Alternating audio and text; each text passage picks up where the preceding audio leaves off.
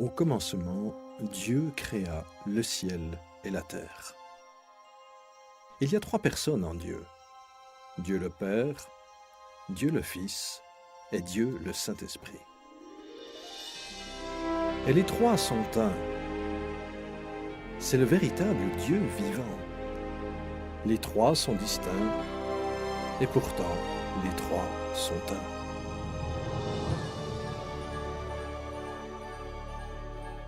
Il y avait dans le ciel un ange magnifique dont le nom était Lucifer. Sa haute fonction consistait à garder le trône de Dieu. Mais un jour, le péché de l'orgueil vint dans son cœur. Il voulut être semblable au Dieu Tout-Puissant.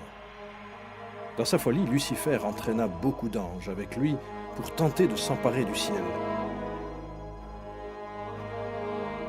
Mais Lucifer avait un énorme problème. Il n'était qu'un être créé. Dieu chassa Lucifer et les anges rebelles hors du ciel.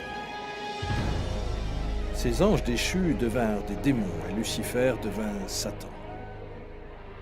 Ils s'établirent autour de la planète Terre, qui devint le domaine de Satan. La Terre devint ainsi le lieu central d'un drame extraordinaire.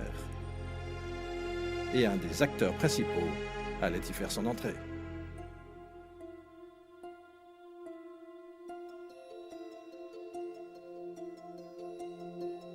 Dieu dit, « Faisons l'homme à notre image, selon notre ressemblance, pour qu'il domine sur toute la terre. » Dieu créa l'homme à son image.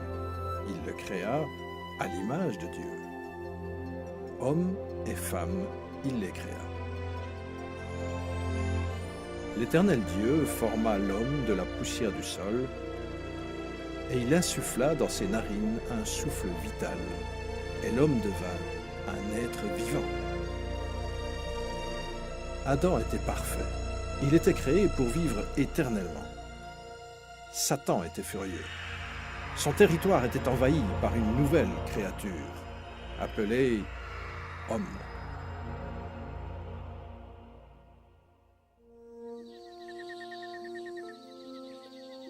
Adam vivait dans le merveilleux jardin d'Éden.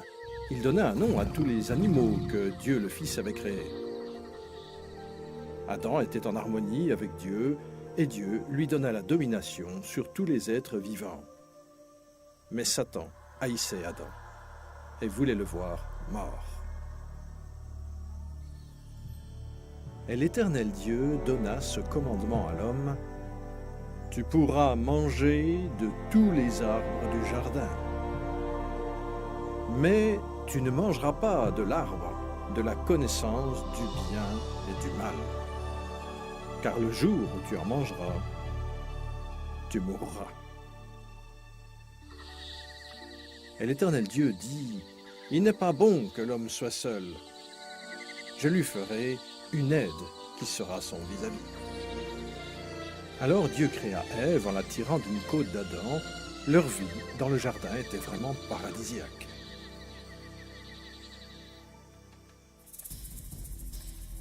Quand Ève se trouva seule, Satan s'approcha d'elle sous la forme d'un beau serpent.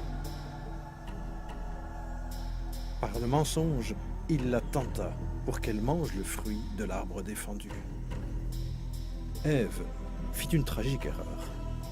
Elle obéit à Satan au lieu d'obéir à Dieu. Par un acte de désobéissance délibérée, en mangeant tous deux du fruit interdit, Adam et Ève péchèrent devant Dieu. Ils perdirent ainsi leur innocence.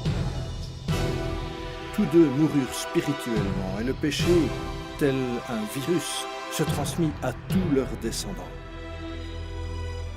En conséquence, aucun d'entre nous n'est sans péché.